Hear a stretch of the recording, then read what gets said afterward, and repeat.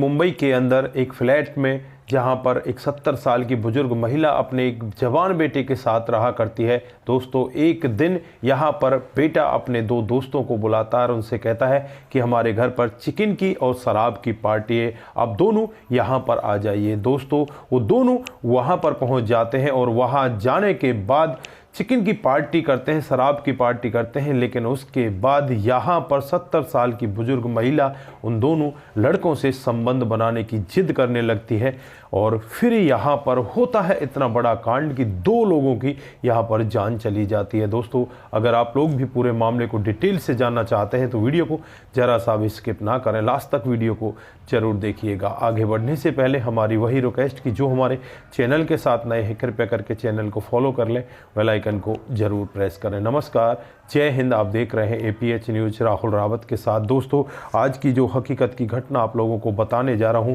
ये नवी मुंबई के commode डिस्म apartment के फ्लैट नंबर 4 की 25 सितंबर सुबह के करीब 10 बजे का वक्त रहा होगा, जब एक रानू देवी नाम की महिला पड़ोस के ही एक घर में जाती है, जो उसकी सहेली का घर होता है, जिसका नाम गीता होता है, जिसकी उम्र 70 साल होती है।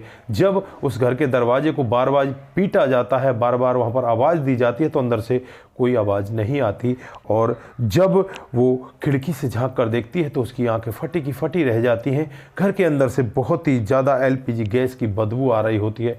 दोस्तों, यहाँ पर आनन फानन में ही पुलिस को बुलाया जाता, पुलिस मौके पर पहुँच जाती है और उसके बाद दरवाज़ा तोड़कर पुलिस अंदर पहुँच जाती है।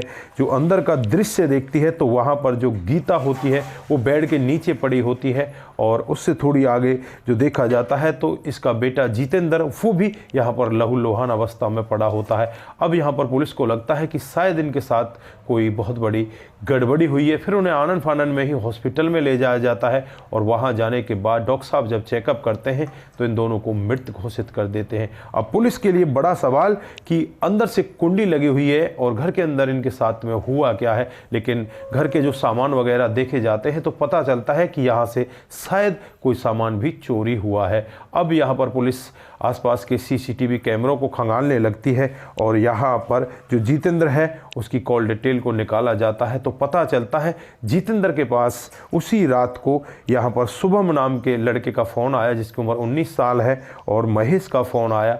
अब यहाँ पर शुभम और महेश के बारे में पता किया जाता है तो पड़ोस के ही एक एरिया में ये दोनों रहा करते हैं। शुभम की उम्र 19 साल है, महेश की उम्र 20 साल है। दोस्तों, जब इन दोनों को गिरफ्तार किया जाता है, पुलिस अपनी सख्ती के साथ इनसे पूछताछ करने लगती है तो ये टूटते हैं और एक ऐसा सत्य बताते हैं जिसे सुनकर हर कोई व्यक्ति दंग हो जाता है। दोस्तों, यहाँ पर ये लोग बताते हैं कि 24 सितंबर की रात को करीब 10 बजे का वाक़या रहा होगा, जब जितेंद्र का फ़ोन यहाँ पर शुभम के पास आता है और शुभम से यही कहता है कि तुम हमारे घर पर आ जाओ, चिकन की यहाँ पर पार्टी है, शराब की यहाँ पर पार्टी है। दोस्तों, अब ये दोनों के दोनों दोस्त खुश होकर सीधे जितेंद्र के घर पहुँच जाते हैं। वहाँ पर इसकी माँ गीता भी होती है। दोस्तों, अब यहाँ पर ये सभी के सभी लोग शराब पीने लगते हैं और जो गीता होती है वो चिकन बनाती है, इन लोगों को चिकन खिलाती है और उसके बाद यहाँ पर जो गीता है वो जितेंद्र से कहने लगती है कुछ सामान कम हो गया है, तू बाज़ार चला जा। फिर यहाँ पर वो बाज़ार चला जाता है और यहाँ पर गीता इन दोनों लड़कों से कहने लगती है कि तुम कमरे के अंदर आओ और मेरे साथ संबंध बनाओ। लेकिन यहाँ पर ये लड़के मना कर देते हैं और फिर यहाँ पर वो शुभम को अंदर ले जाती है, कहती है कि अगर तुमने ऐसा नहीं किया तो तुम्हारे लिए ठीक नहीं होगा। दोस्तों, इधर जब जितेंद्र आता है तो वो महेश से बातचीत करने लगता है। महेश जितेंद्र को सारा वाक्य बताता है कि इस तरह का मामला हो रहा है, तेरी माँ जिद कर रही है। लेकिन यहाँ पर जितेंद्र कहता है कोई बात नहीं, उनको अंदर कुछ करने दो, हम यहाँ पर कुछ अलग करते हैं। फिर यहाँ पर जितेंद्र महेश से कहता है कि तुम मेरे साथ में संबंध बनाओ। दोस्तों, यहाँ पर महेश अटपटा सा बहुत ज़्यादा हो जाता है, वो कहने लगता है कि तू पागल हो गया है, तेरा दिमाग ख़राब हो गया है। फिर यहाँ पर जो जितेंद्र है उसके साथ जिद करने लगता है। महेश वहीं पर पड़ी हुई एक रॉड उठाता है, रॉड उठाकर जितेंद्र के सर में दे मारता है। जितेंद्र के सर में रॉड लगते ही यहाँ पर खूनम खान हो जाता है, जितेंद्र ज़मीन पर गिर जाता है। दोस्तों, जैसे ही गीता को इस सब के बारे में पता चलता है वो भी बाहर दौड़ कर आती है।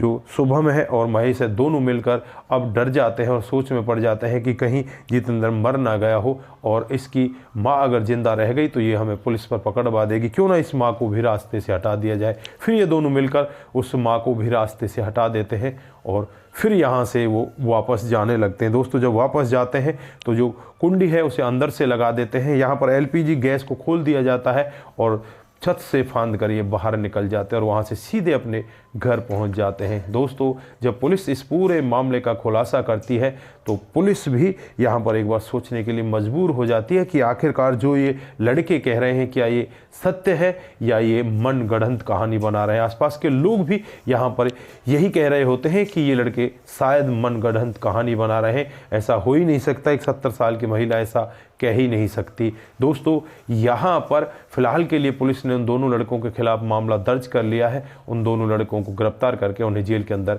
बंद कर दिया गया है। लेकिन आसपास के लोगों में दहशत का माहौल है और यहाँ पर जो रानू देवी है वो भी एक बार डरती हुई यही कहती है कि पता नहीं आज के समाज को हो क्या गया है और यहाँ पर इस तरह से पार्टी होगी और पार्टी के बाद ऐसा मामला हो जाएगा, किसी ने कभी कल्पना भी नहीं की थी। दोस्तों वहाँ पर साउंड के लिए जो बॉक्स वगैरह वो भी रखे गए थे। यहाँ पर मामला ऐसा देखने में लगता है कि जैसे यहाँ पर बहुत बड़ी पार्टी हुई है। बाकी आप लोग यहाँ पर क्या कहना चाहते हैं, आपकी जो भी राय है एक बार कमेंट बॉक्स में जरूर दीजिएगा। साथियों ने हमारे पिछले वीडियोज पर कमेंट किए थे, उनका नाम हम यहाँ पर बारी बारी से लेने वाले हैं। सबसे पहला जो कमेंट आता है शंकर स्वामी जी का आता है, वो लिखते हैं आपकी कहानी बहुत ही अच्छी लगती है, आपका बहुत बहुत धन्यवाद। उसके बाद बाबूलाल शर्मा जी, आप बहुत अच्छा लगा, आपकी कहानी भी सुनकर बहुत अच्छा लगा, आपका भी बहुत बहुत धन्यवाद। रतनलाल शर्मा, नमस्कार भाई साहब, आपकी कहानी बहुत ही अच्छी लगती है। शर्मा जी बहुत बहुत धन्यवाद। भीम दत्त जोशी, ठीक किया सर, दोनों की शादी करा दी, कोई अनहोनी घटना नहीं घटी। भीम दत्त जोशी, नेपाल से हूँ, फिलहाल मुरादाबाद में रहता हूँ। बहुत बहुत धन्यवाद आपका जोशी जी, आप नेपाल से हैं और मुरादाबाद में रहकर हमें फॉलो करते हैं, आपका बहुत बहुत धन्यवाद। दोस्तों मुकेश कुमार मीना, अंधे को आंखें ज़रूरत थी वो पूरी हो गई, अच्छा हुआ, धन्यवाद भाई को, बहुत बहुत धन्यवाद। सीताराम जी लिखते हैं बहुत ही अच्छा काम किया। मैं सीताराम सैनी, यूपी जिला बिजनौर से, आप जिला बिजनौर उत्तर प्रदेश से हमें देखते हो तो आपका बहुत बहुत धन्यवाद। Singh Digvijay, very nice story, आपका भी बहुत बहुत धन्यवाद। उसके बाद कन्हैया सेठ जी लिखते हैं अच्छा हुआ, आपका भी बहुत बहुत धन्यवाद। Mohammad Srivastava ji, very nice story, लड़की ने सही किया, बिहार 28 से, आपका बहुत बहुत धन्यवाद। मोनू जैन जी, लड़की ने सही किया, वेरी नाइस, आपका भी बहुत बहुत धन्यवाद। उसके बाद विजय दुबे जी, नाइस स्टोरी, आपका भी बहुत बहुत धन्यवाद। कमला त्रिपाठी जी लिखती हैं हमें वेल डन, कमला जी आपका बहुत बहुत धन्यवाद। उसके बाद अक्स मर्द लिखते हैं thank you sir, very nice, आपका भी दिल की गहराई से बहुत बहुत धन्यवाद। आप सभी लोग इसी तरह से हमें देखते रहें, इसी तरह से अपना प्यार हमारे साथ में बनाए रहें। नमस्कार, जय हिंद, जय भारत।